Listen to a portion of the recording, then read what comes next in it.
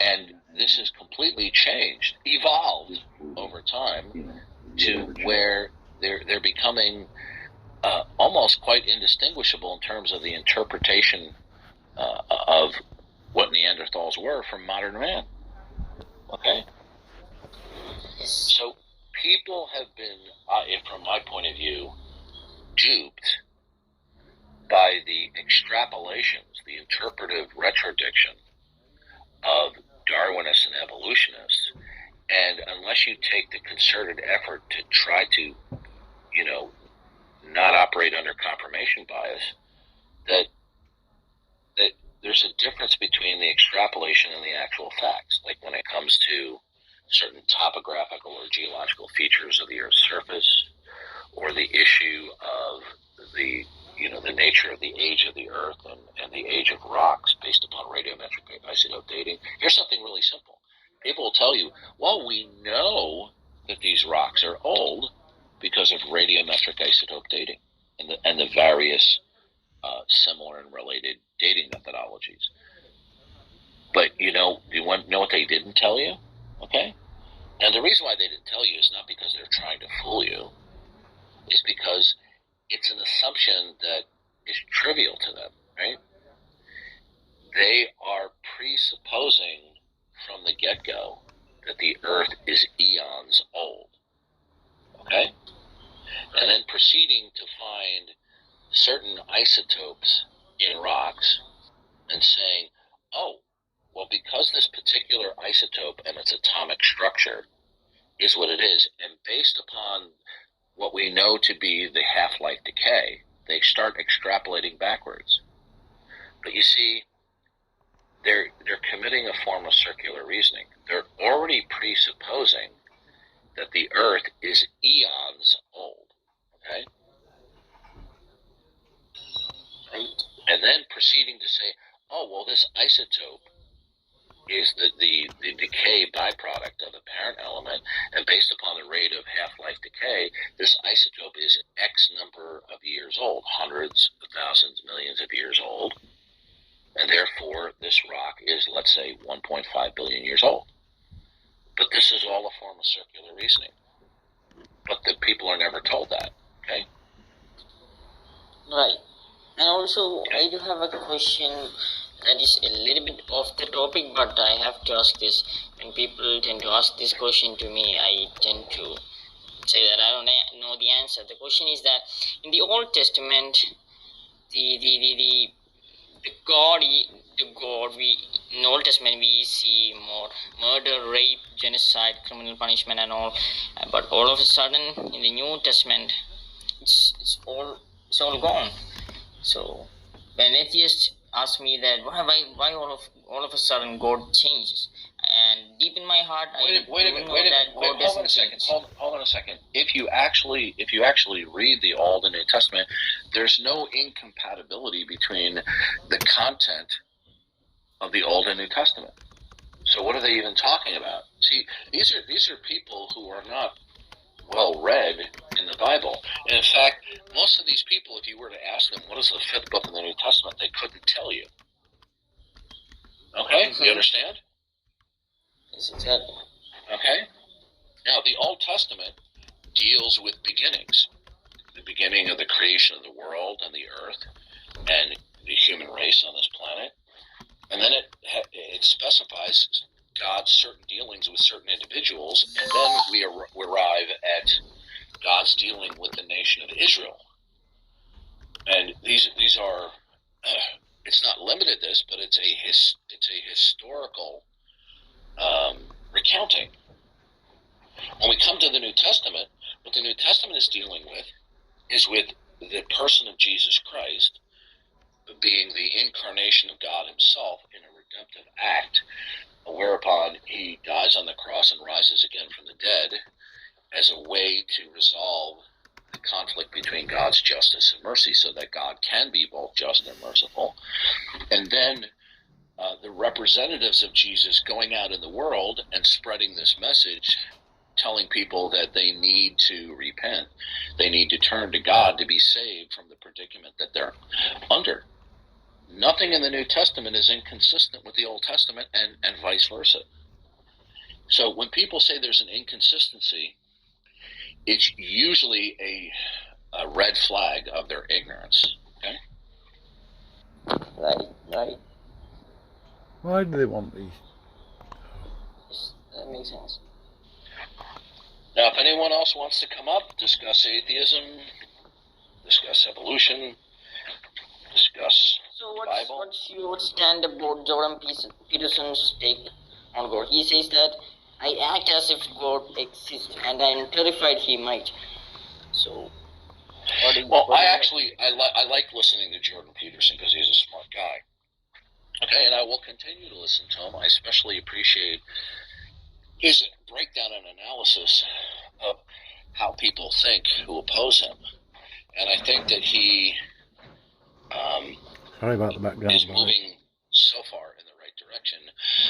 But his position is still problematic because he holds to a Jungian outlook. Okay, a Jungian, that's spelled J-U-N-G, Carl Jung, all right, is not a biblical worldview, right? Now, Jordan Peterson may believe in God, but he interprets his world from a Jungian perspective, right? And I'm not going to spend time here to go into detail about that. I know a little bit about it, but you have to understand that Carl Jung, who was a student and disciple of Sigmund Freud, another nut job, Yeah. Carl Jung was an occultist, okay, and had a personal spirit guide. From a biblical perspective, we would call that a demon. Golden Dawn. So that's my short take on Jordan Peterson. Yes, right.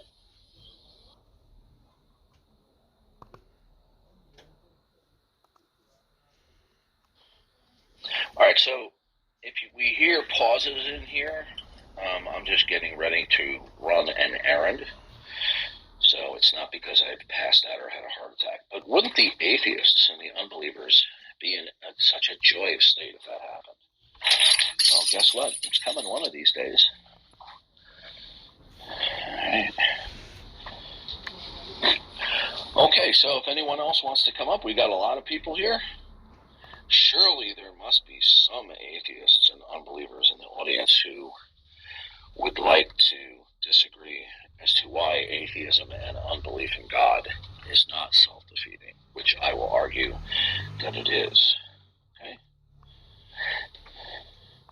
And as long as somebody conducts himself like an adult, he'll be free to talk at length.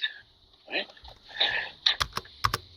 But I'm surprised we have so many people and nobody wants to come up. Oh, that's okay. Then I'll just jabber then. Okay, so atheism basically is the denial and disbelief in all gods, and specifically that there is a supreme being, creator God, right? But such a supposition cannot be defended, and it's self-defeating because God would have to exist as the creator and institutor of everything that is, being the ultimate precondition in order to affirm or deny anything. Now, if somebody says, well, that's not the case, all right, I got to step away for a couple of minutes. Just give me a second.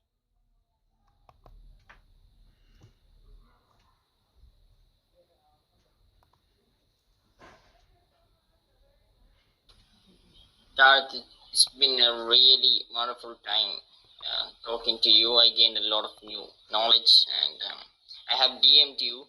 I'm hoping to receive the links of the materials that you've mentioned. And thank you. I have to go. I do have exams coming up. I'll send it to you. Right.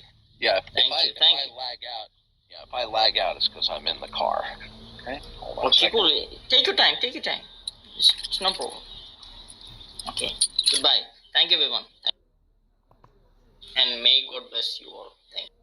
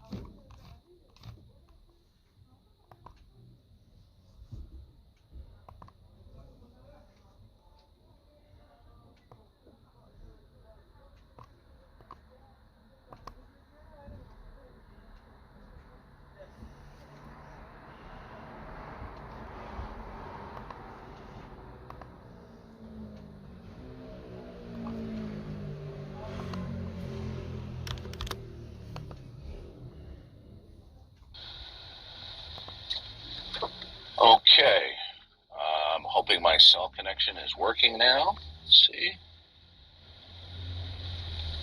If anybody wants to come up, raise your hand. I may be momentarily distracted because I'm driving. Just raise your hand and I'll bring you up.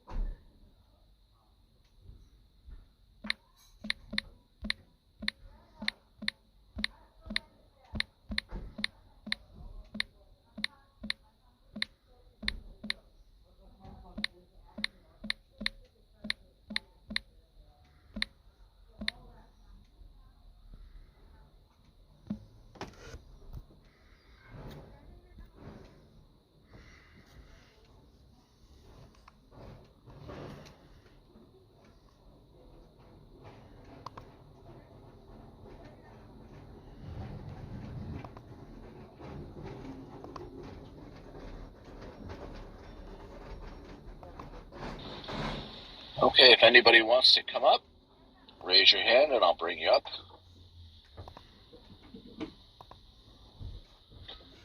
Okay, come on up, Gary.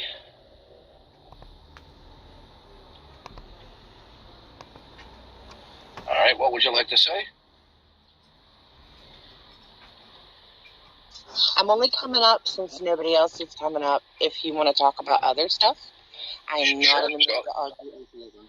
So, well, we don't have to argue. We can have a conversation. We've had that conversation. No, I find you intriguing as a human. I want to know about Darth as a human. Are you willing to talk about it? I think I'm human, yeah. So, what kind of car do you drive? I didn't hear your statement. What kind of car do you drive? Oh, I'm not getting into personal details. That's ridiculous. Dude, I'm not trying to stalk you. I was just trying to. Okay, I'm not. Listen, yeah, we're not going there. Okay, if you want to talk about any related topics, you're free. Okay. I literally said, hey, we could talk about other stuff because nobody's talking to you. Okay. Well, I'm not going to get into personal details. Okay. You can't even tell me a brand. Yeah. Listen, we're not doing this. Okay. Okay. You want to talk about a topic here? Go ahead. Okay, why are you so afraid to say something that simple? I mean, I was like casual conversation. Did you just come up here and say you didn't want to argue? I'm asking about casual conversation. Right. Okay. Right. What's Now, your did you say you didn't want to argue? Now, did I not make it clear? Did I not make it clear? Oh, you're roboting, sir. We're going to talk about because I'm in the car. Can't hear that. Okay, so okay. If English is your first language, I think I made it clear. If you want to discuss about a number of topics, that's fine. We're not going to get into personal details about me. By the way, it's early in the morning. Have you been drinking? You have just roboted for like 2 minutes, man. Okay, well, that's because I'm on the road. Okay. Yeah. Good. So anyway, I mean, what topic other than personal details about myself? What would you like to talk about? Other than personal details about, like, I was just trying to make a human connection. Humans talk about things like cars and weather and music. What do you like to listen to? Is that too personal? Okay, hold on a second. I'll be right with you.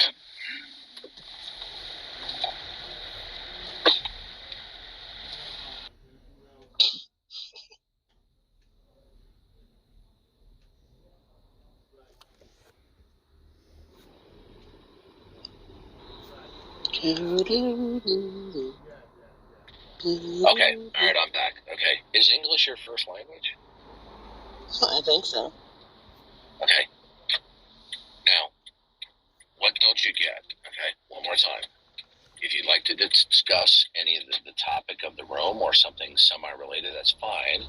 If you want to discuss personal details about myself, this is not what the room is for, okay? And you'll be moved back to the audience. Is there some other topic related to the room that you'd like to talk about? No, Darth, I'm good. I was trying to make you seem like a Okay. human. Have a nice day. Well, the last time I looked in the mirror, I think I have a strong resemblance to being human. It's like nobody's coming up to talk to you about your subject, and I thought, hey, we could share Okay, some time. have a nice day. It's not a good idea to drink in the morning, okay? Yeah, sometimes you can't get through to intoxicated people. All right. Well.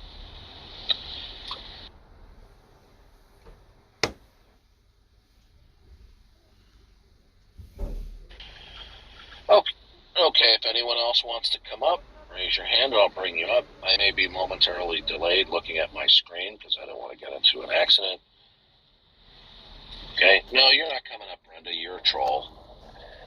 Okay? You demonstrated that to the nth degree in the encounter the other day where you just lie, you dodge questions. Okay? So you're a very sick and deranged individual, and may God have pity on your soul on Judgment Day. Which, unless you repent, you're not going to receive pity. So,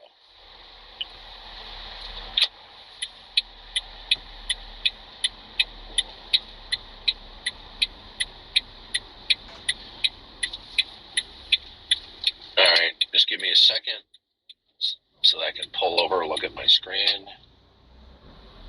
and bring somebody up. Okay, come on up. All right, what would you like to say? Is it okay? Can you hear me? Yeah, loud and clear. Go ahead. Oh, okay, good. Yeah, I was wondering, can we talk about the laws of thermodynamics quickly? Well, sort of the uniformity of nature. Sure, go ahead. Sure. Do you know that the nature is uniform, or do you assume it? Because of my Christian worldview, where we have God who is absolute, self-contained, in terms of his essential properties, he's unchanging, and God has instituted a world where some things are regular and some things are not. He's instituted a world where there is continuity and some discontinuity. Okay, so how does that show that the nature is uniform? How does that show that nature is uniform? Well, yeah, in my worldview, God has used both general revelation and special revelation to indicate to man that he's in a world with some regularity along with some irregularity. God, the moment Adam opened up his eyes, Adam could not have thought otherwise, that at least some things are regular and others are not. He couldn't jettison that. Okay, it's impossible to think otherwise. Okay, and that's because we're made in the image of God, and God made us to think that way. So that would be general revelation. Then we have special revelation, where God has made us to know that he is the absolute, that he is the ultimate, he's the supreme being creator. God is the ultimate reason why anything exists, and whatever is regular is instituted and sustained by him, along with things that are irregular. So we know this both by general revelation and special revelation. Okay. Well, yeah, but I don't see how you say the first law of thermodynamics. You would say that is sort of the uniformity of nature, one part of it. Well, the first law of thermodynamics is the idea that the amount of matter and energy remain the same, although they can change form. Okay? Yeah, that's Okay. And so that's kind of where I was. So that which remains the same are those things that a God has instituted and sustains their perpetuity because Sure, of but my his question is purpose in creation. Sure, my question is, how do you know? How do you know that the first law of thermodynamics is actually a thing and it applies to the universe? How do I know that? Yeah. Because God made me to think that way in terms of the regularity of nature. Okay. Yeah, but how do you know that it applies tomorrow? How do I know it applies tomorrow? Well, I already explained that to you, both through general revelation and special revelation, and on top of that, followed by the. Hold on one second. So, on top of general and special revelation, we're justified in certain inductive inferences. Okay. Because of the same our model. Yeah. Yeah, do you mean the So, same for example, inferences that an atheist hold can on. make? Well, no, absolutely not. That would be a category error. So, for example, if you turn to a basic textbook on logic, which I can quote for you, not at the moment, but that I have on my computer, it said that induction is at least viable in certain instances if the uniformity of nature exists. Okay? Now, if we have a self-disclosing and self-revealing God who reveals himself in general revelation and special revelation, he can make us to know that certain things are regular. Now, you and I, as I stated, both cannot think otherwise. Okay? Try to reason about your world without presupposing some aspect. Let me just switch something here. Presupposing the regularity of nature. Every time you open up your mouth, you're presupposing some regularity of the world, aren't you? Yeah, I am, but then again, I'm not saying that it's like 100%. I'm just presupposing it and believing in it. So okay. I don't say. So you reject the notion that it is innate, and that you don't accept that God made you to think that way. I guess I would, because I can't derive. Like I don't understand. I don't understand the answer when you say, "I guess I would." Well, ask it again. Okay. Do you affirm or deny that, in terms of your mental state by which you operate, that the certain things in the world are regular and remain the same while other things change? Do you affirm or deny that God made you to think that way, and it is not something that you can not employ? Or do you think that your belief in the uniformity of nature is not God-given? I think I'm not 100% sure on the uniformity of nature, because I'm not omnipotent. I Start can't all over. tell you. I couldn't understand you. Okay. I mean, what do you mean you can't understand me? It's my English? No. It wasn't your English. It was something with the sound. Okay, sure. Yeah, I think I can't tell you that tomorrow will be like today. There's no way for me to tell you that 100%. I can't know that. Okay. So you don't hold to the uniformity of nature? I accept it, but I'm not saying that it's 100%. I have to assume it. I can't prove it. Okay. So you do accept it? Yeah. Well, yeah. I accept it, but I'm not saying that it's 100%. Yeah. No, I can't. No. I think you're misunderstanding the uniformity of nature. The uniformity of nature is that there will be certain things that will be regular and other things that are not. Okay? So if tomorrow pigs start flying, right? Yep. Then we would have to modify our conception of the regularity of nature, but the regularity of nature would still be in place. Sure, but I mean, is there a specific, I was talking about the... Look, if you and I could agree, let's say that the speed of light travels, let's say, at about 300,000 kilometers per second, okay? we might agree on that provisional position. Sure. But if tomorrow we were to do an experiment and it indicated that, let's say, outside of our solar system, free from the influences of the curvature of time-space, that light traveled significantly faster, we would alter our view of the speed of light, right? But that would not alter our view of the overall regularity of nature. Sure, but then again, your knowledge of the speed of light now isn't true, so you have not true knowledge right now. Well, we would have an incorrect belief in some aspect of the regularity of nature, but it would not itself displant or defeat the regularity of nature, because even to reason about anything at all, you would have to adopt that there is some regularity of nature. Okay?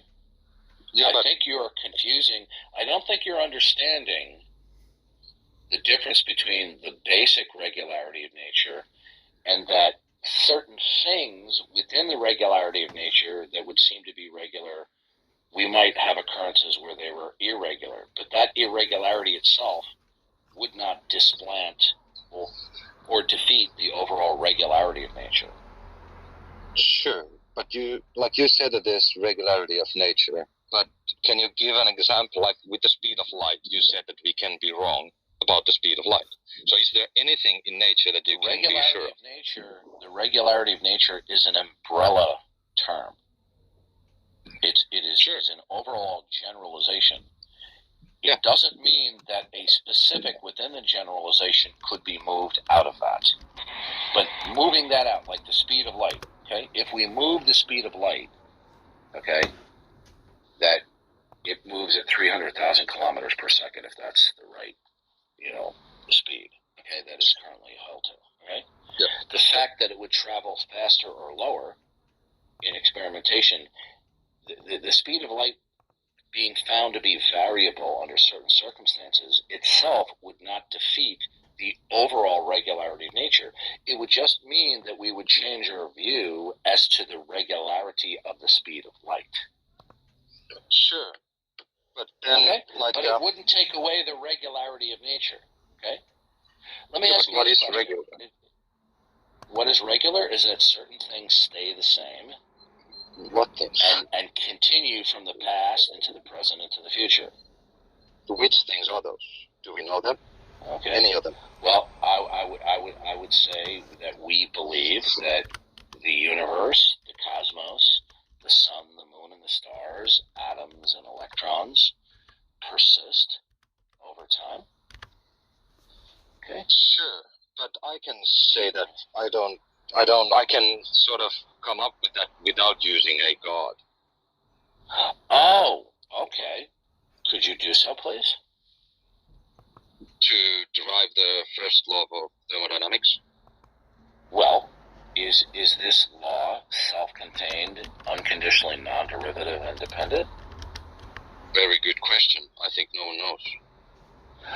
Oh, okay. So you're invoking a regularity, but there's nothing that is identifiable or defensible that makes it real then.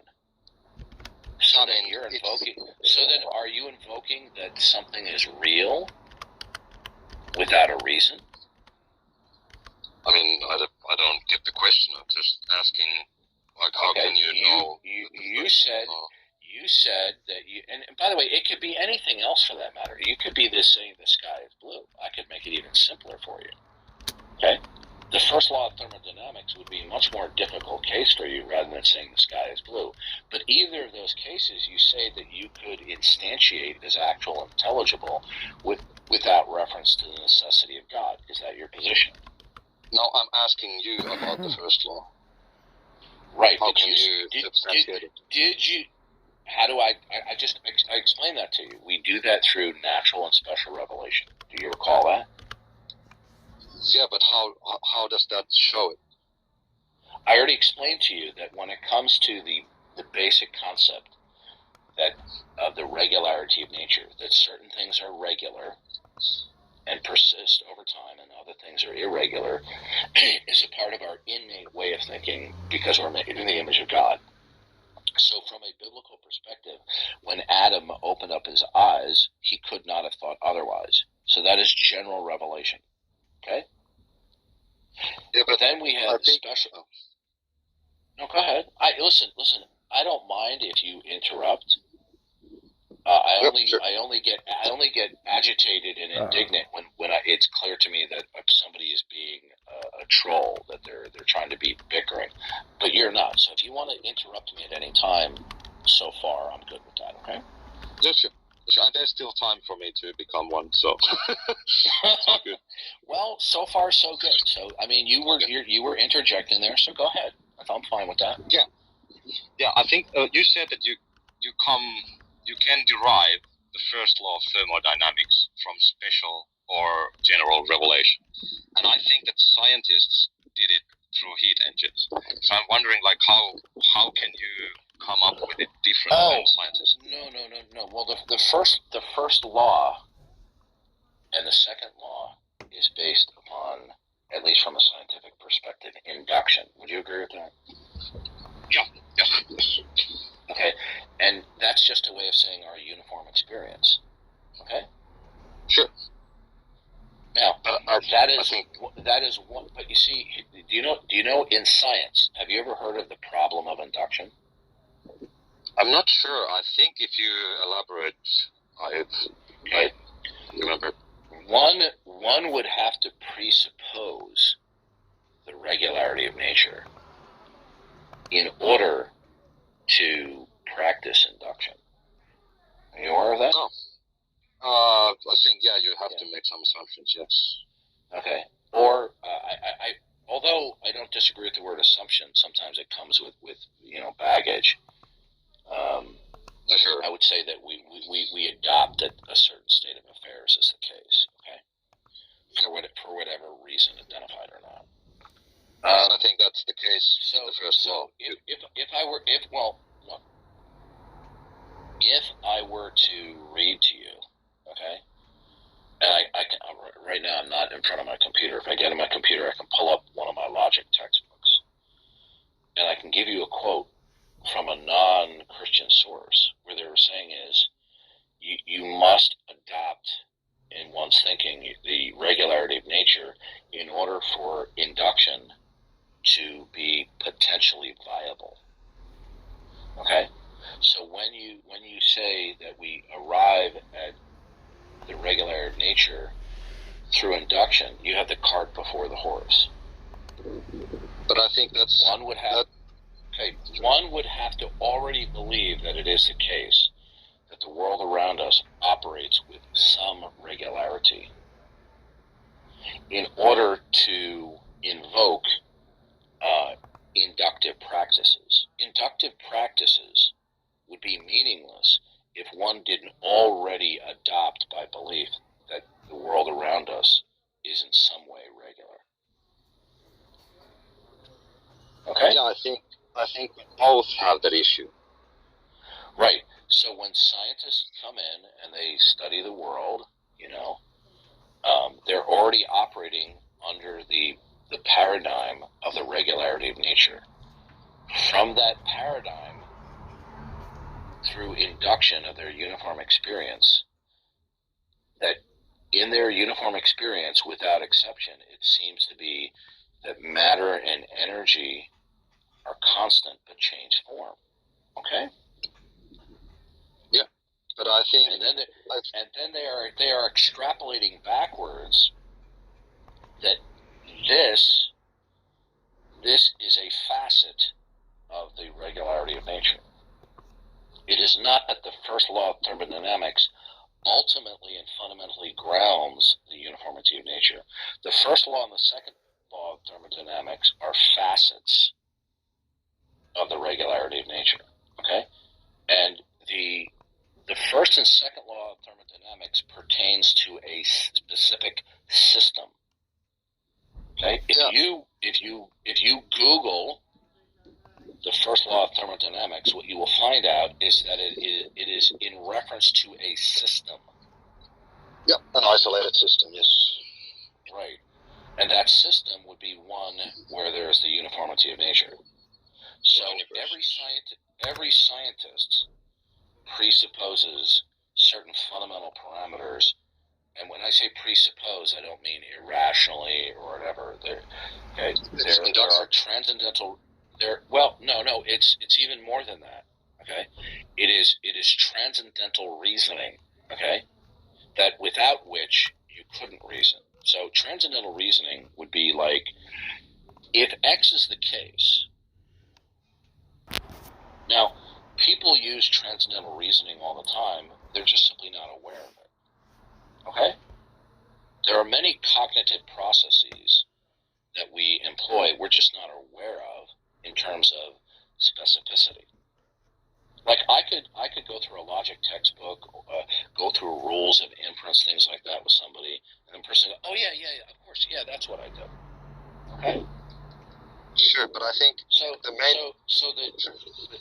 the first law of thermodynamics is simply trying to describe, in broad strokes, an extrapolation from our uniform experience. Okay? But the first law of thermodynamics doesn't justify the uniformity of nature. Listen, I mean, I can go to my computer right now if you want. I can read to you from a logic textbook where the author says, okay, in order for induction at all to be meaningful, one would first have to adopt the regularity of nature, without which induction becomes meaningless. But if we both assume that the universe is an isolated system and that entropy can only increase over time, and that matter or energy cannot be created nor destroyed. We both assume those. Okay. But I'm wondering how is it different for you with God and for me without God? Because you have no reason to believe that there is something that is identifiable and fundamental, that is instituting, that in and of itself is absolute. And that whatever that is, and in the case for me it's God, that absolute is therefore imposing and sustaining whatever regularity there is. But I'm wondering, how do you know that it doesn't change tomorrow? How do I know that what won't change? The laws of thermodynamics, for example. Like how do you know that the first law applies tomorrow and the day after tomorrow? Well, you're talking about I gotta be careful about this because this is something that I've not spent a lot of time thinking about. Okay, so I could re-qualify my position. Okay, so the first law of thermodynamics, let's say we're on the same page, that it means that matter and energy cannot be destroyed, and the reason for this is that or created. It just simply remains constant. Okay. Yeah, because it assumes that the universe is an isolated system. Yes. Well, that's an inductive inference. Okay. Now, if somebody could show a method by which something could be destroyed, okay, fine.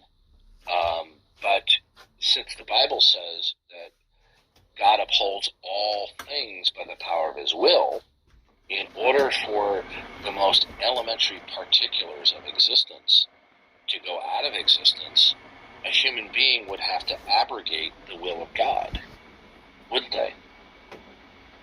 No, I think if you go by the Bible, then sure. Yeah, that's my overarching paradigm. Sure. Okay. But I'm just wondering. When it comes to the most elementary states of existence, let's call them particulars, and it doesn't matter what they are, right? Like physical particles? No, I didn't say physical. Okay, I'm saying it was a question. Whatever is elementary in terms of particularity, okay, as opposed to things being compound. The Bible says that Jesus Christ, the second person of the Trinity, upholds all things by the power of I've his got to will. carry out my patriotic duty and make a cup of tea. Well, I think He that's upholds all things so that whatever are the most elementary. Look, I'm holding a remote control in my hand for the TV.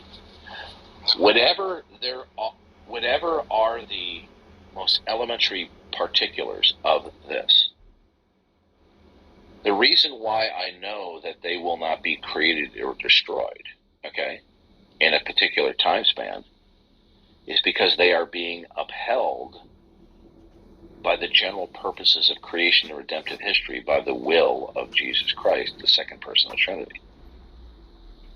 Okay? then you would say that you take it sort of on faith that the uniformity exists tomorrow because you put it on. When you say faith, are we on the same page that faith is a form of belief and confidence based upon some rationale? Well, hold on. I gotta think for it for a second. You believe because of your belief in God. That is your reason why the remote control will exist tomorrow. What I'm asking you is, are we on the same page that the word faith is a belief state, okay, which depending on its context can be with or without reason? Yeah, I think you can believe things on faith with or without reason. Yes. Well, if faith is a belief state without reason, then how would you prove it? I think you cannot prove faith. Well, sort of, but not. Well, I'm using the word faith is a belief state that I have. That Okay. there are certain rationales behind that. Okay. Now the bottom line is this, right? In my position, God has made us, and I think using Adam as an example is a good example, to believe innately once we reach a certain level of neurological development. And with Adam, it was instantaneous when he opened up his eyes because God made him as an adult, that we have an innate knowledge of our proximate experiences, meaning our cognition and our sense perception, and that they are creaturely. Okay? That is the position that I take. And therefore, since it's creaturely, they will continue into existence as long as the creator purposes them to be. And this is innate. Okay? Now, if you're an unbeliever, you reject that notion. So when it comes to the first law of thermodynamics, the first law of thermodynamics is a more empirical description of a broader topic, that the creation will continue along the creator's purposes, although it may change form. And when we read through the biblical record, what we find is God instituted the creation, and certain things stay the same throughout the redemptive history, his plan of redemptive history, which we are inside right now, and that certain things change and certain things don't change, along with other things changing, but that the creation will continue. And when we go to the New Testament, it talks about that after Judgment Day, God is going to burn up the creation and reform it again. But the creation, yeah, in a second. The creation, although it will change form, it will continue to endure and to persist. Okay? So would you say that the universe is infinite and it will always exist into the future? I would hesitate to use the word infinite. I would say that the creation, since God instituted, will persist in perpetuity, although it will change form during God's redemptive plan of history. It will continue to endure without ceasing because of God's purpose and plan. Okay, so it cannot be the case that in the future the universe will be destroyed. Well, biblically, it says God will burn up the universe, okay, and recreate it. Now, I don't take that to mean that the entire creation will cease to exist. What it means is it will be destroyed, okay? It's kind of like, I don't know if you've ever seen these TV shows where somebody takes an antique that is rusted or whatever. Like sometimes I have YouTube videos where I watch they'll restore old tools or mechanical devices or toys and bring them back to a pristine state. But they never cease to exist. They're simply transformed back into an ideal state rather than in their prior state of degradation. And that's the biblical view. Okay, so your view is that it's impossible for the universe to be gone because of the first and the second law. No. It is my biblical outlook that God has purposed something for creation and his redemptive history. And so that creation per se will not cease to exist because God purposed that it would continue. Sure. So then you kind of are saying that like a week from now the universe 100% will exist because it can't be destroyed. Well, when you use the word destroyed, okay, to destroy something does not mean to make it not to exist. It simply means it no longer exists in the previous form and function that it did. Okay, so for example, that's what I mean. Do you mean just cease to exist altogether? Yeah, physically gone. Yeah, all the energy about it is gone. gone. Well, then I would say the biblical position under that definition of destroyed is not going to take place.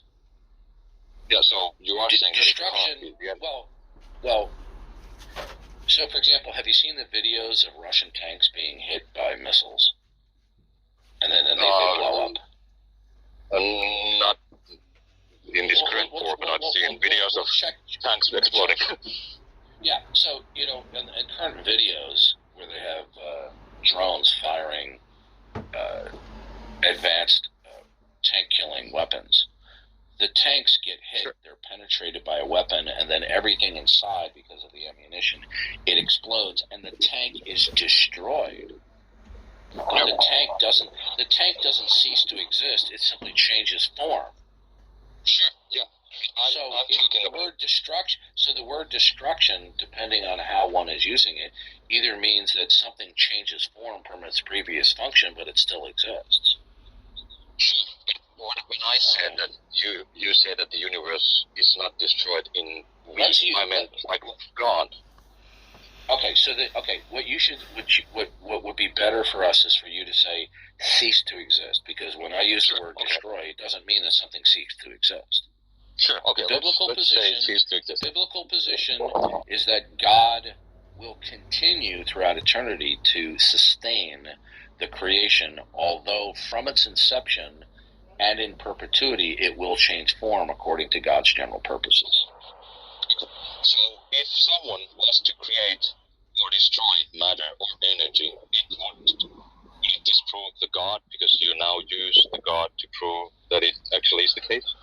Well, you're now using the word destroyed in a different sense. You mean cease to exist. Cease to exist. Yeah, if someone was to make matter or energy cease to exist or come out from nothing, then that would kind of show that the God that you use to back up the law. That state of affairs would be incompatible with the biblical view that God upholds all things by the power of his will. Because in order to do that, in order to make something cease altogether in its totality from it actually existing, they would have to abrogate the will of God. So it would show that the God doesn't exist if someone was to break the laws, the first law. Because then there wouldn't be grounds to demonstrate anything if God didn't exist. So this would be a self-defeating position, because God will be the necessary precondition for everything in the Christian worldview, okay?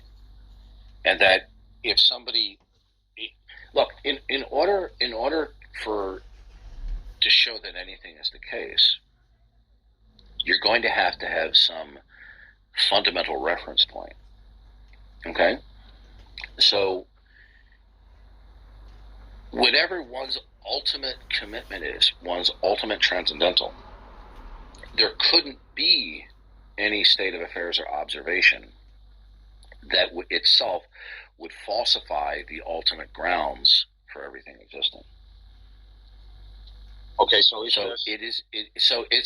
it would be impossible. It would be impossible for any observation to falsify the existence of God. God is unfalsifiable. God is unfalsifiable? Yes. Okay, so if someone has the worldview of Christianity, and they show that the nature isn't uniform, then the God would still exist. Repeat that? Yeah, if someone who has the Christian worldview shows that the nature isn't uniform, then the God would still exist and Christianity would. Okay, all right, you're still not understanding, okay? It is impossible to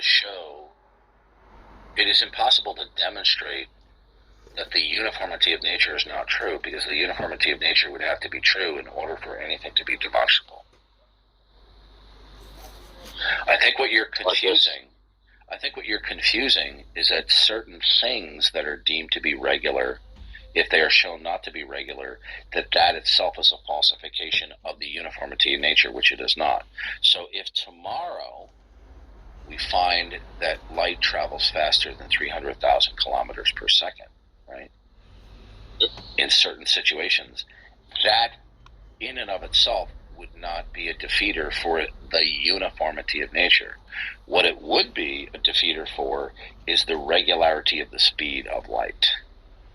Sure. Like the speed of light is operates faster, or that it's variable under certain conditions. Just like other things are variable under certain conditions.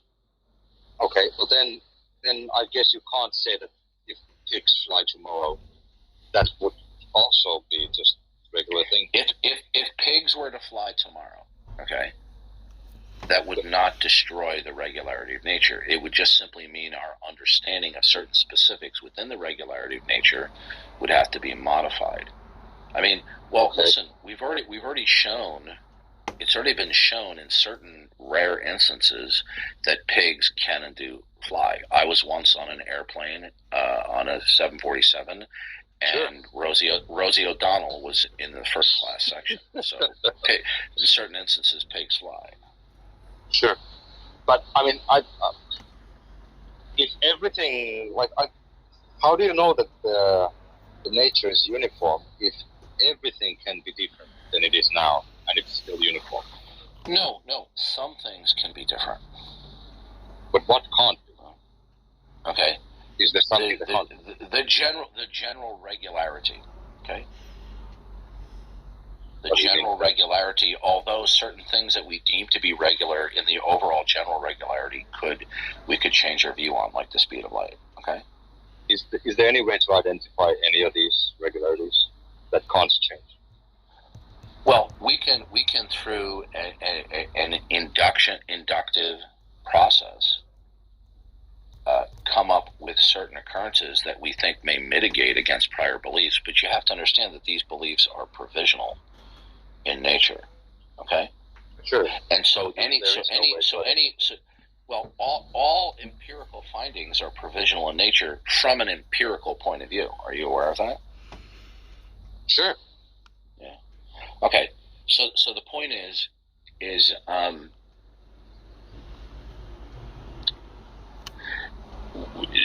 in science, I'm trying to think of how to explain this. There's something called confirmation holism, right? The underdetermination. Certain things are will always be underdetermined, okay? And so it's called the problem of underdetermination. Right? If you look up, when you get some time, write this down. What was his name? W.V. Quine. Okay, he was a Quine. I think it's Quine. Quine. Right. He explicated on what is called confirmation holism, or the problem of underdetermination. Whatever observation. Is it Willard Van Orman Quine? Yes, that's him. What I would recommend that you do is do a little bit of reading on him, read Wikipedia or general reading articles on him. Now, interestingly enough, somebody who I like some of his stuff, he happened to be, I believe he was an atheist, interestingly enough. But what he pointed out in terms of the theory of science is that whatever observation that you have that you think falsifies another one's, that observation itself is itself underdetermined. Okay? That you can't falsify all the auxiliary beliefs or hypotheses that are used to support a particular observation or state of affairs that you will use for a defeater. Okay? So whenever you replace one idea with another because of one is a defeater, that new idea itself is underdetermined and could be, from an empirical standpoint, falsified someday. Sure. Okay. And I think I agree with it. Yeah. Okay. And so you see, in the philosophy and history of science, you have people like, and by the way, I am by no means an expert. I'm just giving you my opinion. Okay. The philosophy of science began to be dominated by Karl Popper. And Karl Popper realized that we couldn't absolutely verify things from an empirical point of view, so that what we try to do is employ the falsification criterion, that whatever theories we put forward, we attempt to rigorously falsify it. And those theoretical constructs that explain certain phenomenon, if they withstand a gauntlet of falsification tests, that the one that is left standing is the one that best explains the phenomenon. But tomorrow, that belief could be better explained or be falsified by some other new observation. Okay. Now, we all employ falsification all the time in our daily reasoning. But what Quine was saying, in my amateur understanding of him, is that whatever we come to believe as a falsifier for another belief is itself underdetermined. Okay? Okay. So that's why I think science doesn't prove things. It's just beautiful to think. Well, if we're just casually talking, just without being technical about it, we can say, I think science demonstrates, or at least confirms provisionally, that if you throw acid in somebody's face, they're going to get burned. Okay? But from a technical standpoint, okay, science is not in the proof business. It's in the business of providing provisional explanations. Okay? That's why you have certain scientists who are instrumentalists versus scientists who are realists.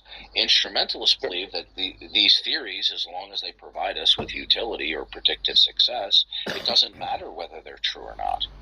Whereas for the realist, it matters whether these theoretical explanations or paradigmatic explanations are true or not. Okay?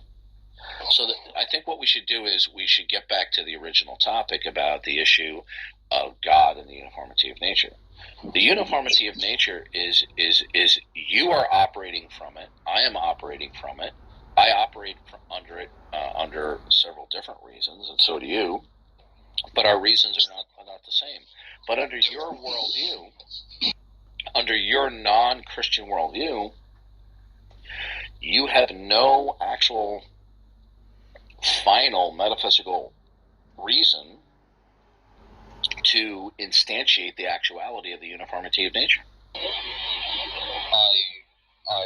would sort of agree, but then again, I can say that you can't pinpoint anything that is uniform in nature. Could you repeat your last sentence? Yeah, I think there's no way for you to pinpoint anything that is uniform, because earlier you said that if something changes, it's still uniform, just like the speed of light. No, so you don't believe that anything is regular? Well, I'm asking, can you show something that is regular that can't change ever? Yeah, the general creation overall continues to exist. Okay, so you are saying that the first law, the sun, the moon, and the stars, and atoms and electron in our uniform experience are enduring. Now, sure. snow on my how do you know that? Snow. How do I know that? Based upon God's general revelation, His special revelation, and induction. Okay, I say that an atheist would use just induction on that. How do you know? Then that's a problem. Okay. Why? Because when you do induction, okay, what are you? Is there a specific state of affairs that has to be true in order for induction to be actual? Well, I'm not sure. Like, we're talking about the first law of thermodynamics. Induction is going to require certain fundamental beliefs, without which believing in them, induction would be meaningless. So one of them is the general regularity of nature. Okay. But I don't. The regularity of nature does not mean. Well, let's say I draw a circle, and inside I call it the regularity of nature. And we have a whole bunch of points within there, okay, that are within the regularity of nature.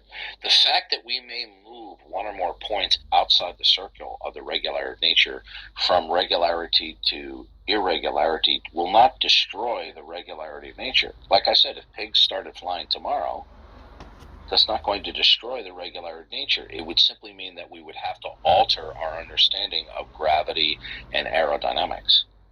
Sure, but I think that now you can have those dots, move them all outside of the circle, and then move one back and say that, yep, it's regular, even though there was a time when it wasn't regular. I'm not understanding you, so you're going to have to repeat and go over that again. Yeah, I'm saying that, like, you're saying that there are things that are in the circle, and if some things move outside of that circle, it doesn't make a difference. If you move something, a point, a particular state of affairs that is deemed to be within the regularity of nature, and you move it outside the regularity of nature, that's not going to destroy the overall regularity of nature. Sure, but what if I move everything outside of the circle? No, that would simply be incoherent. That would be incoherent. Okay, so how do you know that there are things inside the circle, and can you identify any of those things that are inside the circle? Okay, the reason why I know that there is some regularity within creation is God has made me to innately think that way. In my paradigm, God, I could not think otherwise. It is my position that I cannot think otherwise. Okay. But can I come up? Sure. Yeah, go ahead. I'm just wondering, can I come up with that thought in my head without God?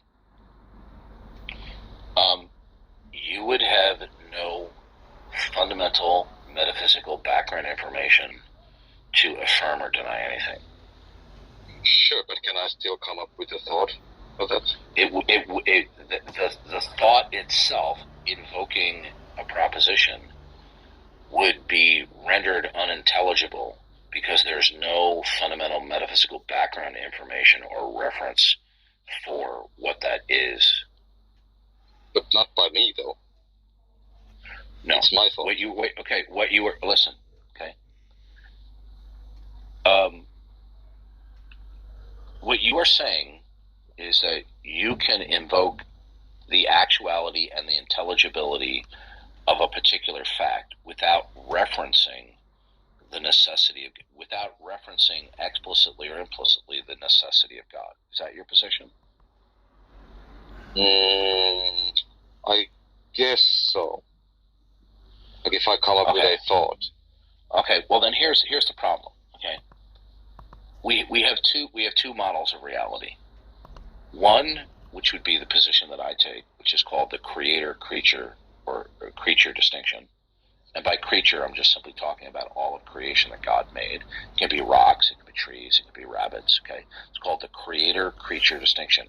There's God, who is the absolute, the ultimate, okay? He then institutes creation, and that certain aspects of creation are enduring, and certain things in that creation change. Okay, so what we have is we have regularity along with some irregularity. We have continuity along with some discontinuity, right? Sure. So, in my view, every fact that I invoke, whether it's explicitly stated or not, will be conceptualized and intended to be creaturely. The reason why it actually exists is because it is the product of God's mind, sovereignty, and providence, and general plan of redemptive history. Now, the alternative to that is that the fact in question, whatever that may be, or proposition, would be invoked without the classification or categorization of being creaturely. Okay? So are we clear on that so far? Okay. No, I think. Well, so once you invoke a fact as being conceptually, categorically, as not creaturely, you have now moved it out of the creaturely status into a status of what are called brute facts. That there are certain things that simply exist, both in terms of its actuality or realness and its intelligibility, without external or internal reasons as to why it exists. Okay? Sure. Now, the problem with brute facts, as opposed to its antithesis, that facts are creaturely, right, is that brute facts are now rendered on a grand scale to be unintelligible. There's no rhyme or reason as to why anything is. It doesn't matter that your mind claims to say what the meaning is. Like somebody says, well, what this means to me is this. That's not, all you're just simply saying is that there's another state of affairs that is conceptualizing about a fact. But that mind or that mental state doesn't impose what the thing in question actually is. And the mind itself is a brute fact. And therefore there is no ultimate or fundamental reason as to that what a mind actually is or why it is. Sure. So brute facts, so for example, suppose there's fact A, fact B, and fact C. And fact C depends upon its actuality and intelligibility in terms of fact B, and B depends upon its actuality and intelligibility in fact A. Okay? Sure. So C and B derive their actuality and intelligibility inverses of A. But if we say, well, there's no identifiable or defensible reason whatsoever, externally or internally, explicitly or implicitly, as to why A is, then B and C are equally as well are brute facts. Okay? And if something is a brute fact, it doesn't mean anything. Okay. Well, is it a brute fact that God exists? No. Is it a fact? Yes. What does it depend upon? God is self-contained and unconditionally non-dependent. His existence he is simply enduring. He persists, and his existence is not derivative. So it's not a brute fact, but it's a non-contingent fact. God exists as a self-contained, okay, non-derivative, enduring entity. So God's explanation for why he exists is internal and is not external. A brute fact is something that is said to exist without external or internal reason as to why it actually exists. So God, by definition, is not a brute fact. God, by definition, is not a brute fact. Okay, can that description of the fact that the God is, can that be applied to the universe? And why not? Could it be applied to the universe? Well, because I hold to the Christian worldview, no, because the universe is creaturely. Yeah, but I don't. So can I apply that description of a fact to the universe? Well, from my point of view, you could. From my point of view, that would be an impossible endeavor for you to defend. That would be a claim. That would be a claim that you could not instantiate. But I would also say that that's the God is a claim that you can't substantiate. Oh, okay. So then what you're saying is God doesn't exist. Well, right? I'm not saying that. I'm just asking, like, can you substantiate God? Sir, there's only two positions here. Okay? Sure, God understand? God exists or it doesn't. Well, listen.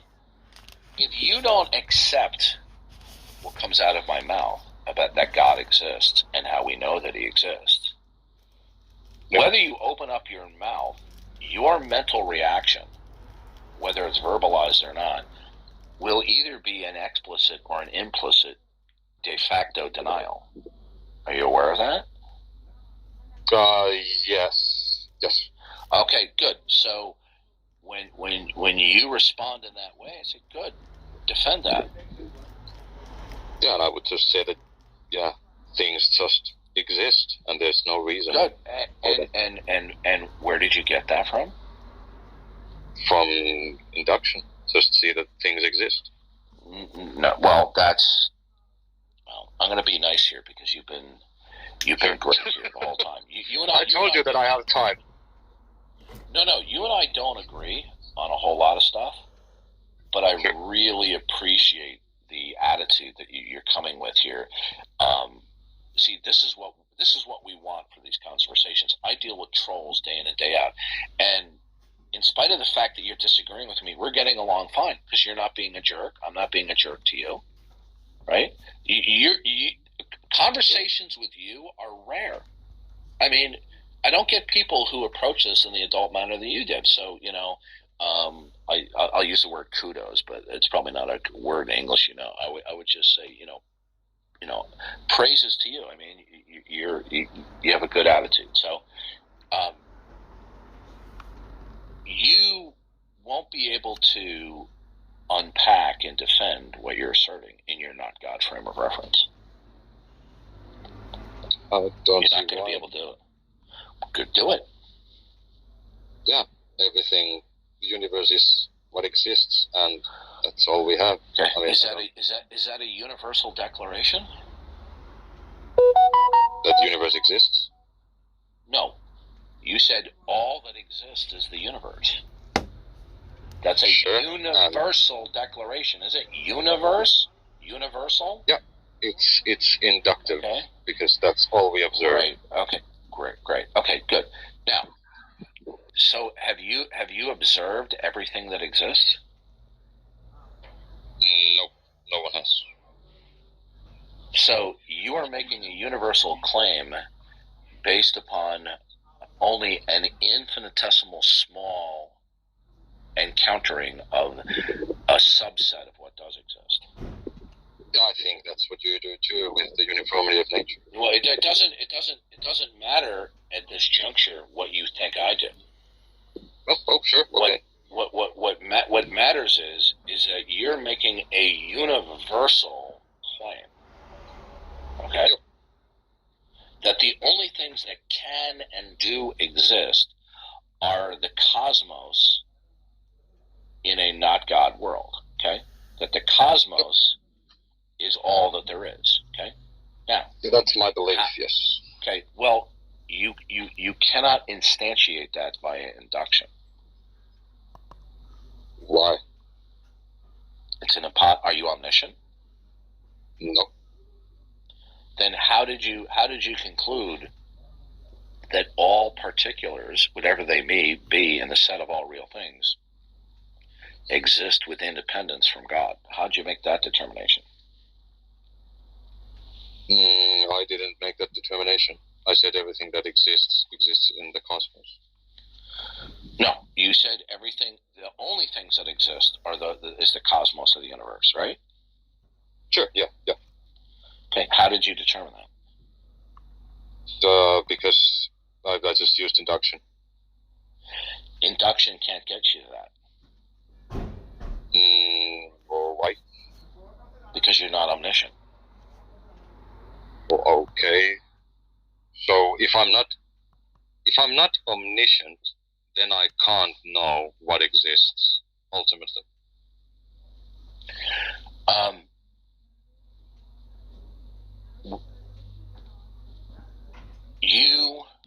Your mission, should you choose to accept it, is to establish the not God world.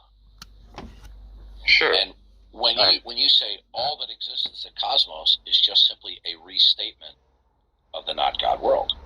That doesn't tell me how you actually arrived at that. It's simply a recapitulation, a rewording of not God. Okay? Now, there are different flavors of the not, like we have different flavors of ice cream.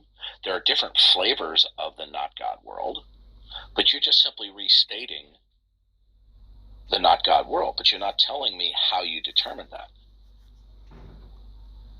Well, I guess I determined it by just the lack of evidence, and then you're gonna say that I can't have evidence. Well, when you say there's an absence of evidence, either you're saying that all the facts that you're acquainted with do not necessitate referencing the necessity of God, meaning that you're asserting that all facts do not and cannot stand in any causal relations to God, or switch my headset. Or when you say there's no evidence, what you're saying is the facts before you are non or indeterminate. So when you say there's no evidence, which do you mean? Maybe. Yeah, there's no there's no validation for the claim that God exists to me. No. I gave you an either or question. Okay. When you say there's no evidence for God, are you saying that the facts that you're acquainted with simply exist without the necessity of deriving and depending upon God? Well, I think or do you mean that there's no evidence for God, that the facts in question are indeterminate? Well, I'm wondering, if with a fact you mean something that is 100% true, then I'm not invoking any facts. So you're not invoking any facts? Then okay, then you can just keep quiet then. No, I guess so. I mean, I can't prove anything to 100%. Okay, well, can you prove that? No, so I can't. Okay, well, then we're done. You have demonstrated my point. Sure, but I think you have the same position. You can't prove anything. But you see now you're okay. But you said you just said you couldn't demonstrate anything. So why are you asserting what you can't demonstrate? No, I said that I don't have any. I don't claim any 100% facts. Okay, well, sir, the issue is not the percentage point of certainty. It's irrelevant, since both of us are agreed that neither one of us are omniscient. The level of certainty is relatively of unimportance. The issue is, do you have a rationale for any propositional stances that come out of your mouth. Do you mean facts or beliefs? Propositions about this world, that something is the case. Now, Yeah, I can't make that I can't say that something is the case 100%. okay, again, you're going back to the 100%. That's irrelevant. Sure. The degree of certainty is not important. Okay, because both of us agree that we're both not omniscient. So the level Sure. of confidence is unimportant. So we can drop any reference to 100%. Okay? Okay, then okay. The question is, do you have a rationale for anything that comes out of your mouth that you invoke is the case? Yes. Good. What is it? Depends on the claim I make. Okay. Or the Is there a final reference point or beginning point that will undergird any statement that comes out of your mouth that something is the case? I can't know. No, I'm not asking you what you know. I'm asking you what you believe. So so let me ask you this question.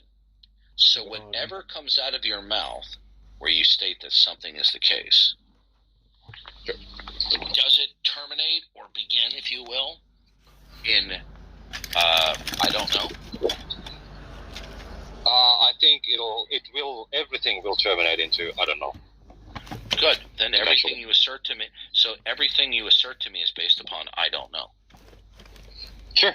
I guess you can say that. So why should I listen to any assertion when your assertions ultimately turn out to be arbitrary?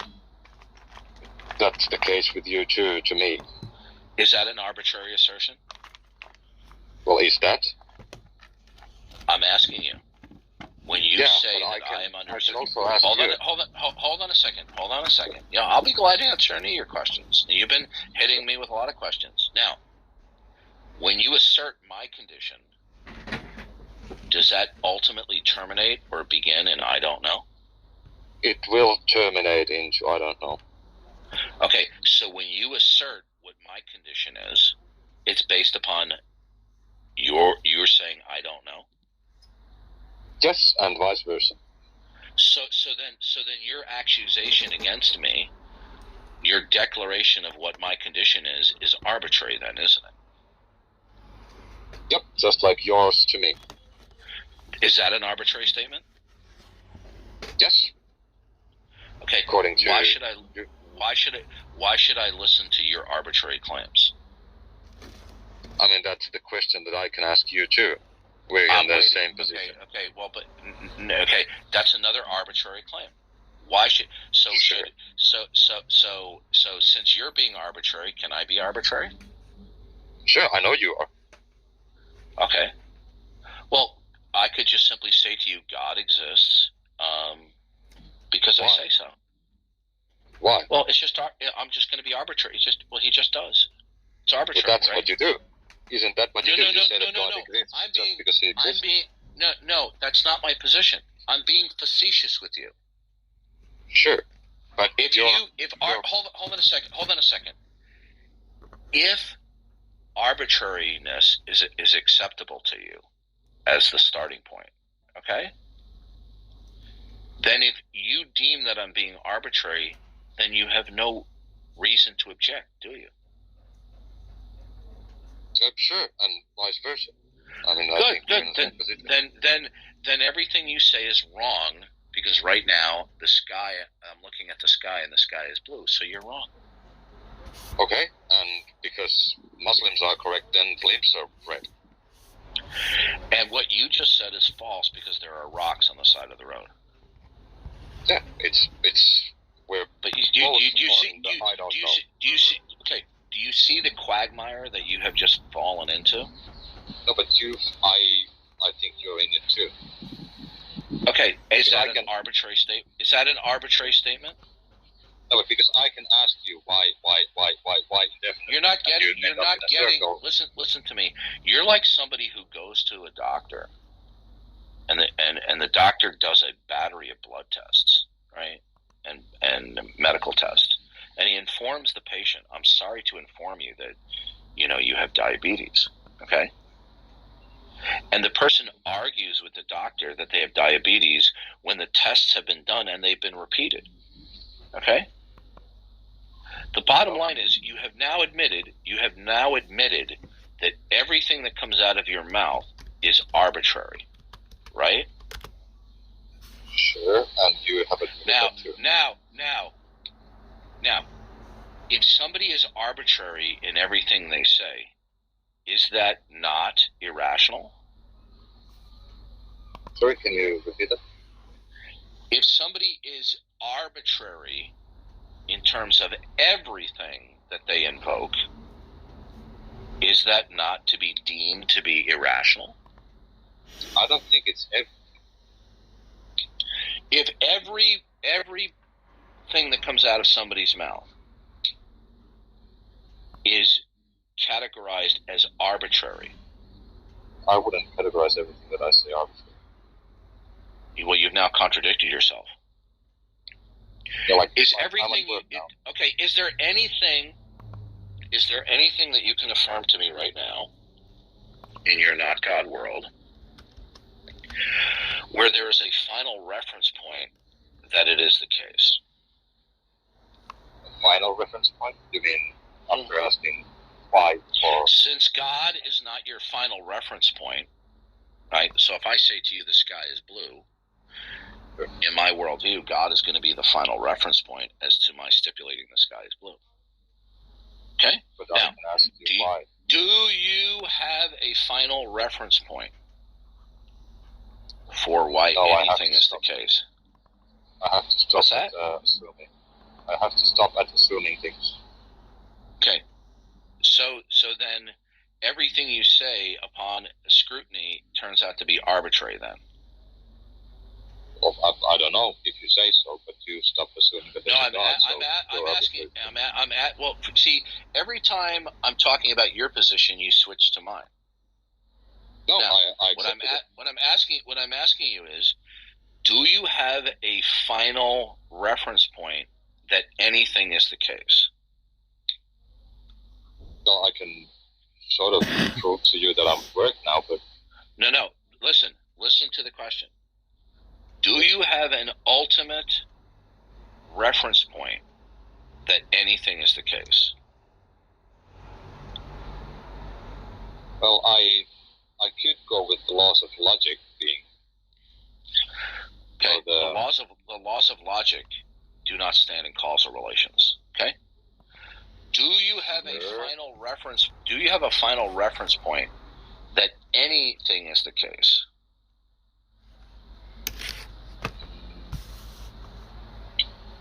I guess I would say no. Okay. So consequently, every statement that you make does not have a final reference point as to why it is real. But I think that's why I asked you if God exists. Is that your position? That whatever you affirm to be the case does not have a final reference point as to why it's real, or if it's real. At least I can't identify a final. Okay. So then there's nothing that is identifiable and defensible as to why anything that you invoke is real. I guess you can say that, yes. Okay. So that means that whatever you do invoke as real is fundamentally arbitrary. To me, yeah. I mean, I can't point you Okay. the. So you are being arbitrary in everything that you invoke. Is that correct? I think everyone is, yes. Okay. Is that an arbitrary declaration? To you, yes. No. Stop with this crap. Okay. You told me that everything you say is arbitrary. Okay. Good. No, I said that ultimately things are arbitrary. Good. So therefore, everything that you invoke is essentially irrational. At the end of the day, if I go to the lengths, then sure. But if I say that I'm at work, it's not arbitrary. I'm actually at work. No. You're not understanding. You think it's not arbitrary because you haven't persisted in the contextual explanations for things. Okay? You haven't finished the journey yet. Okay? Sure. If you say something about work, is there a final reference point for anything that you say at work? I would say probably no. I'm not kind of identified. Okay, well, here's the problem. You can't even invoke probabilistic assessment. Okay? Do you know why? What? It's because in order to invoke probabilities, you have to have background information of some kind, right? Okay. That background information is going to have to be what is static and dynamic, what is unchanging along with what's changing, right? Sure. So there has to be something that isn't changing. Right. So in order to make any probabilistic statements, okay, you must have background information. Okay? Do you have ultimate background information? What do you mean with background information, though? What is it ultimately as to why anything exists? I don't know if there is a cause or a Okay. So there is nothing that is absolute and static that is identifiable and defensible. Then is that correct? To me, I can't identify it. No. Okay. So nothing is identifiable as being static. To me. Okay. Then when you say to me, all that just simply means is I believe something. Okay? The issue that you have a mental state is not the same thing as X is the case. If I assert to you the Earth orbits the sun,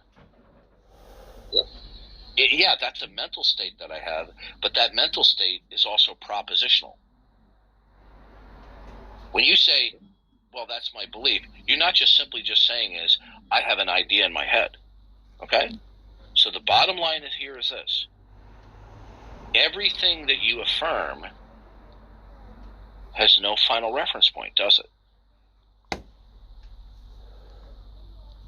I would say that I can't identify the frame and right. So for example, in the Christian worldview, I don't know what extent your understanding of biblical Christianity is, but in the case that the Christian worldview is true, then God, by definition, within that worldview, is the final reference point as to why anything is, right? Yeah, if you assume that, then yeah, but that's an assumption. Right. Within that worldview, we're talking about worldviews. Within that worldview, God is the final reference point as to why anything is, can be, or cannot be. Right? Sure, if you assume the worldview, then yes. Okay. Now, so in the Christian worldview, things only possess realness, actuality, and its accompanying intelligibility only in virtue that it derives from the mind of God in that worldview, right? Sure. But God, I have to go through. Okay, so I'll just say one more thing. When you reject that God has revealed himself in creation and through human history in the Christian scriptures and through Jesus Christ, you then are going to fall headlong into a metaphysical quagmire, an abyss, where everything is arbitrary. And therefore, everything becomes meaningless and unintelligible because there's no rhyme or reason how or if or why anything is real at all. But I think the problem is you see. I think the problem is that you have the reason for things. Just do you understand? Do you understand that when you reject and deny God's self-disclosure of himself through creation, through human history, in the person of Jesus Christ, the Christian scriptures, when you reject that, you have now fallen into a metaphysic, an abyss meaninglessness. Nothing is identifiable as real. Only if you need something to. Is anything identifiably in your not God world? Is anything identifiable and defensibly real? I mean, what do you mean with real there? Physical? That it's actual. So physical That things it's exist? actual. No, I didn't say physical. I said, is it real? Something could be real and not its attributes not subsist in terms of molecules or atoms.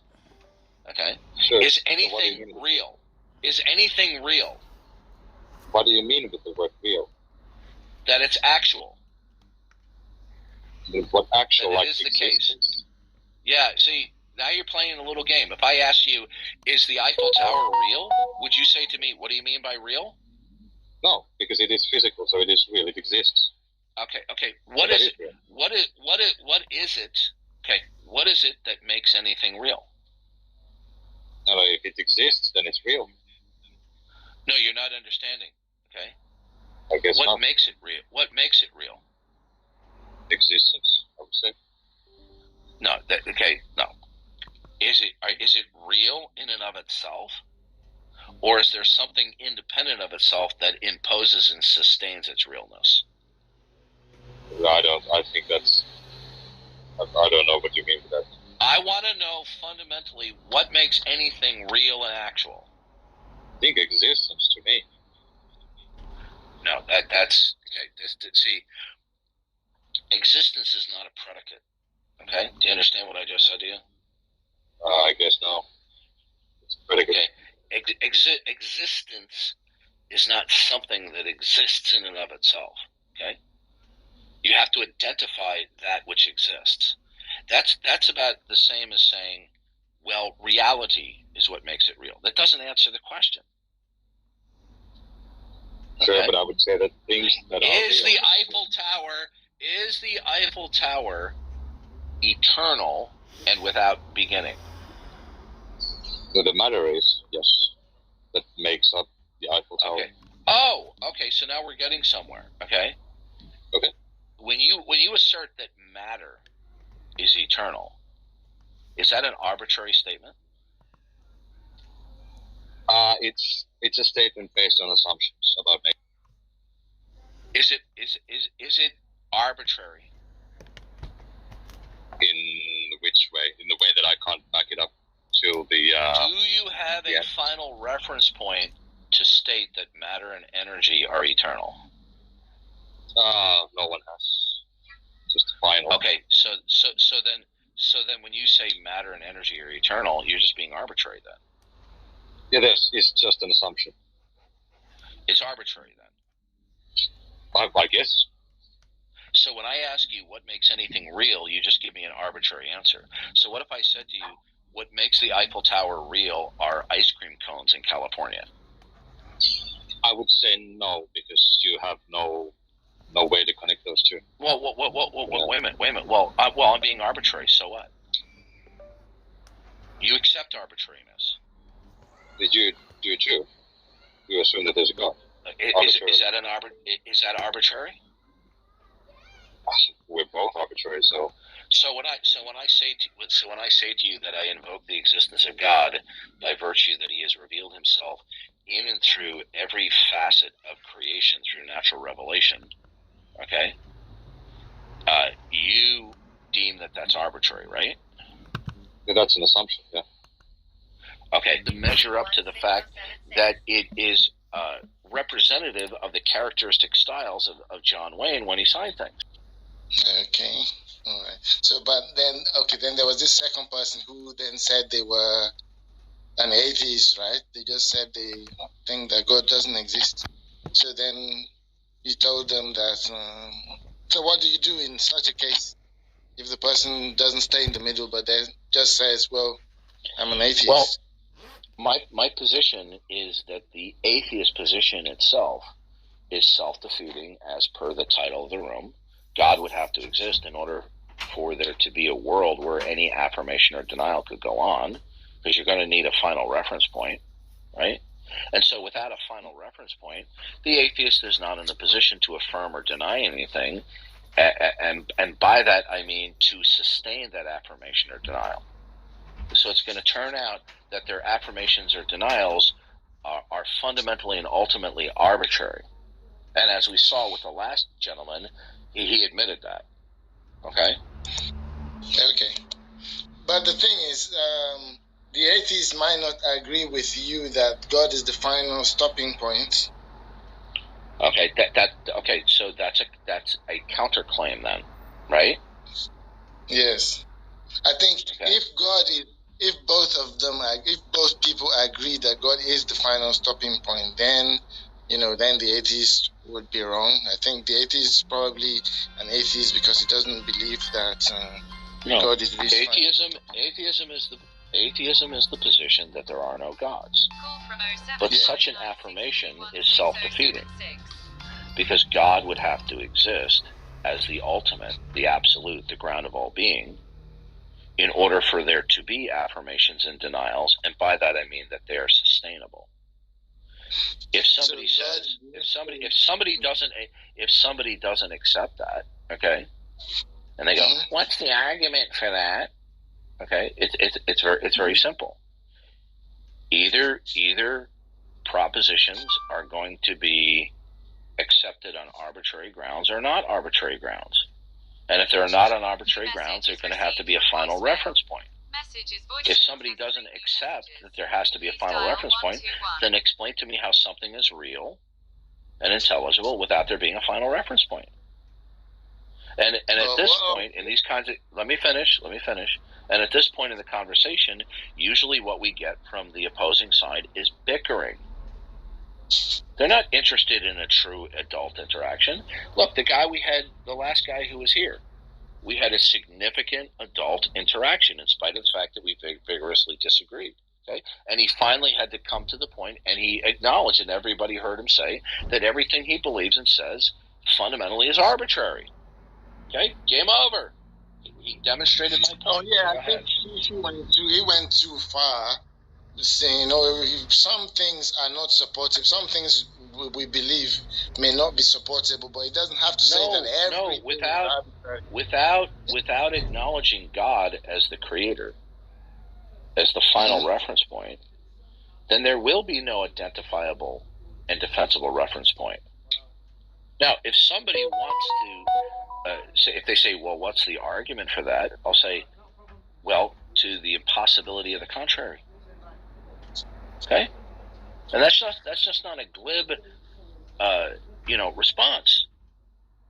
Okay. Okay. Either one will accept that there must be a final reference point, or you don't accept it. If somebody says, "What's the argument for that?" they're already indicating to me that they don't accept it. So, what's the argument for that? If I need an argument that there must be a final reference point in order to invoke and instantiate the actuality, realness, and intelligibility of facts, then what's the argument that facts can be invoked as actual, real, and intelligible without it? To say what's the argument for that is just simply a stall tactic. Yeah, but there's this other idea too that I can express a proposition in the form of a question to somebody. Okay. Either one will accept that there needs to be a final reference point, or not. No, who's going to object to that? Yeah, but okay. So and I will argue that the very fact that we're talking, that there must be a final reference point. Without that, then what we are saying is all sound and fury, signifying nothing. Okay, and if somebody says, "What's the argument for that?" I say, "Good." So am I going to be able to cut in here, or is there going to be? Yeah, go ahead. Make it quick. Go ahead, Miles. Okay, so Dov, do you agree that energy can neither be created nor destroyed? Are you referring to the first law of thermodynamics? Yes. Okay. I hold to the position that within a system, okay, that the amount of matter and energy remains the same, although it changes form. Okay, so then you would agree that So No, then you, when- sorry, when- one second. when- So when you'd the agree first that. law- Go ahead. So you'd agree that neither, matter can neither be created nor destroyed, right? But transformed. No, I believe that matter and energy were created and are sustained by God, but that there is no man-made or naturalistic process by which matter and energy itself can be destroyed. So I prefer to invoke the first law of thermodynamics as it usually is, that the amount of matter and energy remains the same although it changes form. Right. So. Do you accept that? Yeah. Okay. But so what I'm saying to you is, the first law. Let me finish. The first law of thermodynamics is not a stipulation of the eternality of matter and energy. Are you aware of that? Not at all. Okay. It is a stipulation within a system. Okay. Have you read any basic articles on the first law? Of course. Okay. So you do know that in the colloquial way of saying matter and energy can't be destroyed, what that's actually referring to is that the amount of matter and energy in our uniform experience remains the same, and that when it is stated in the first law, it's referring to a system. Yeah, the you keep system repeating that. I'm aware of the Okay. system. Okay, good. So the first law of thermodynamics is not a statement of the eternality of matter and energy. Okay, so then you keep contradicting. Do you accept what I just said? Of course not. Okay, so is the first law of thermodynamics a stipulation of the eternality of matter and energy? I'm not sure what you mean by stipulation, but what I can say Yeah, we're not playing this little game, Junior. Okay. Sorry, I'm not sure. Is the first law of thermodynamics a claim I'm not as sure to why the you eternal? think I'm playing a game with you. All right. Okay. Have a nice day. Okay. All right. Yeah, we're not doing this. Okay. Yeah, these people like to jerk me around. It's not going to work. Okay. I had a lengthy conversation with the other gentleman. He completely disagreed with me at length, and he lasted the whole time. You're going to pull those kind of antics, you're gone. Okay. I mean, absolutely ridiculous. Okay. If somebody can show me a source, okay, that says that the first law of dynamics is a stipulation of the eternality of matter and energy, I'll have my crow lightly broiled. Okay. It's because people are stupid. They don't rub their brain cells together, and they conflate the statement, it's neither created or destroyed, which means that the amount of matter and energy remains the same although it changes form. They conflate that to mean the eternality of matter and energy, which I don't know of any reputable academic site or article that stipulates this. Okay? Now, if somebody would like to provide me, send me a DM of some reputable academic site or article that represents the first law of thermodynamics as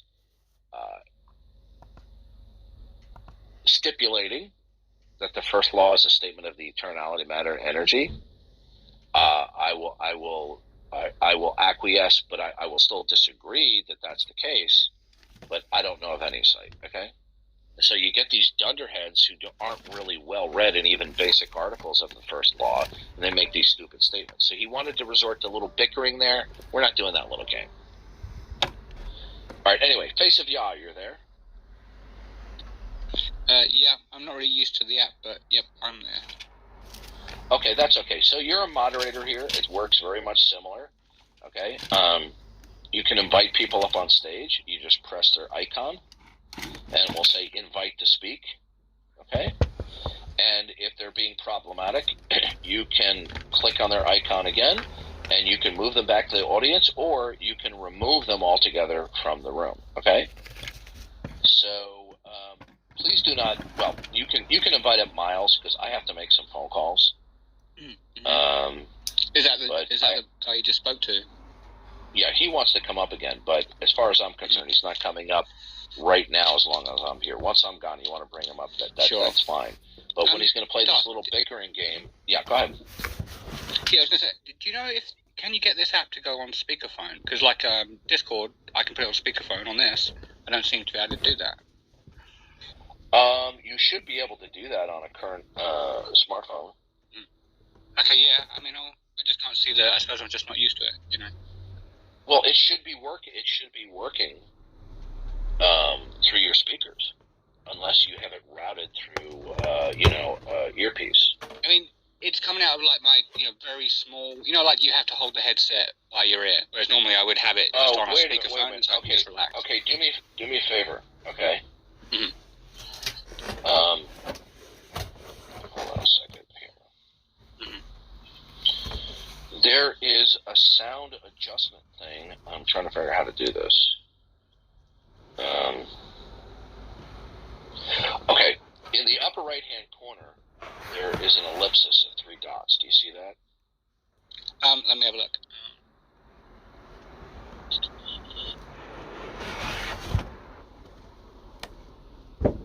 In the upper right-hand corner. Not really. I don't actually. No, not really. I just sort of see like a arrow, a bell, and a message tab. Okay. All right. Listen.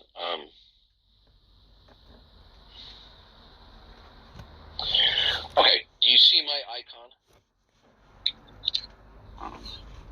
Yeah.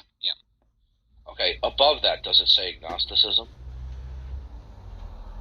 Yep. Okay. Above that, is there the title Atheism for Beginners? Yep. Correct. Oh, I see. Okay. Oh, I see. I've got you. Yeah. To the right of it, there should be 3 dots. Yeah, I see them. Do you see? Yeah. Okay. Press on that. Okay. Yep. I'm with you. Okay. Okay. Now it should pop up about 3/4 of your screen. Take your thumb, press and hold, and pull up so that it scrolls. So, I see. So basically, yeah, just so I can see all the options and things. Now, do you see where it says audio quality on the left?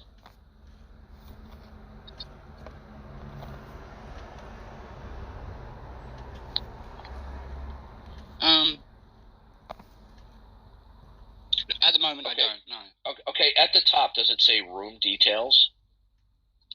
Yeah, room details. Yeah, that's it. Okay, now, what I want you to do is take your thumb and press anywhere and hold it, and then move your thumb up so that it scrolls.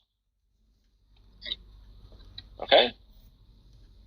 So, did it scroll? I think I've clicked on hand raising. Hold on, that's not right. Okay. Just click anywhere you're saying with your thumb. No. Go on. No. Just press your thumb and move your thumb up, and it should cause that to scroll up. And look on the left where it says audio quality. What's tricky is because I can't always hear you because it's on a. But yeah, in general, it seems like what you're saying is that from this screen, I've got to kind of pull it up with my thumb to find audio settings. Or something. Did you do that? For some reason, I failed. It's like It's... Okay, go back to square one again. Okay, hit the ellipsis. Sorry, what's the ellipsis? The 3 dots in the upper right-hand corner. Oh right, yeah, no. See, I'm in the screen, so I'm in room details, but for some reason I can't seem to get from room details to the additional what screen. I want you to do is take your thumb and press and hold, and then move your thumb slightly up, and it should scroll. Okay, and you should see where it says topics, hand raising, audio quality on the left-hand side. Yeah, so I see the topics, hand raising, search room, club review. Does it say audio quality? For some reason, not. I don't see it there. I literally have pinned link, topics, hand raising, search room, review club rules, report a recent speaker, report room, share room. For some reason, not seeing audio quality. Well, there. I don't know what to tell you. I mean, how old is your phone? Okay. I don't know, probably 5 years. It's... Oh, okay. Have you updated the operating system? It's up to date. But yeah, maybe I need to get a new phone. Okay, have you increased the volume? Is there a rocker switch for your volume? It's on maximum, but see, normally I have two settings. Normally I have regular, where you hold it to your ear, and then speakerphone. For some reason, that's just not coming up like normal. Okay, well, I don't know what to tell you from here on out. I'm sure that there's there's a solution to it. Okay, do you have a headset that you can use? Not really prepared. No, not particularly with the headset, but sure. But I can work like this if I need be. Okay. Okay. Well, if you have a headset, it'll solve the problem here. Okay. Sure. But, I need to get one. Yeah. Okay.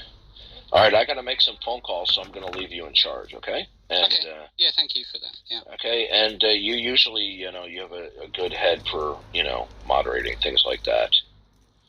Okay. Okay. Thank you, Darth. Thank you. Okay. All right. Okay. Bye.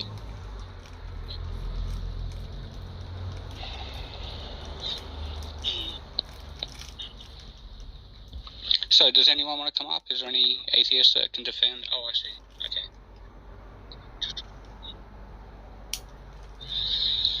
What's up, man? Oh, is that Sasha? That's Sasha Myers. What, from Discord, or just... No, that's my name. Are you the Sasha I know on Discord? I don't think so. Okay, well, what did you want to ask? Yeah, so you're a presuppositionalist, right? Well, I don't know if it's proper to call oneself that, but yeah, I'm a Christian, so. Well, okay, let me ask you this way: why do you believe in God? Well, because he's necessary. He revealed himself as actual and necessary. And you say he revealed himself. What does that mean? It just means that he, through his own will, made himself known to whom he will. Okay. Are you do you also believe that God reveals some other stuff to you? Like some other stuff about, logic, mathematics, and so on? I think he just reveals the world as actual and real, but anything that we infer about it could potentially be wrong. So, what does that mean, he reveals the world as actual and real? So, he would reveal the world as coming from him and not from us. So, solipsism wouldn't be a thing, wouldn't be part of a Christian worldview. But the way maybe I interpret a color, potentially, at least in theory, could be off. Okay.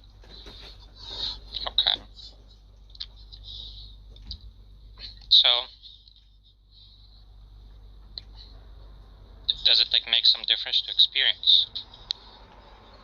Because solipsism is just you live, all of your experiences are the same, but people around you are truly agents, or the world might just be your imagination. That doesn't really sound like it would change anything about how I live my life. So there's something that God reveals to you that makes a difference to your experience or something. It changes how you live, how you reason or something. Well, I think so, yeah. Oh, like what? Well, you wouldn't believe that you could be the only thing ever, for example. Yeah, but how is that different, right? In my experience, it doesn't seem like I'm the only thing ever.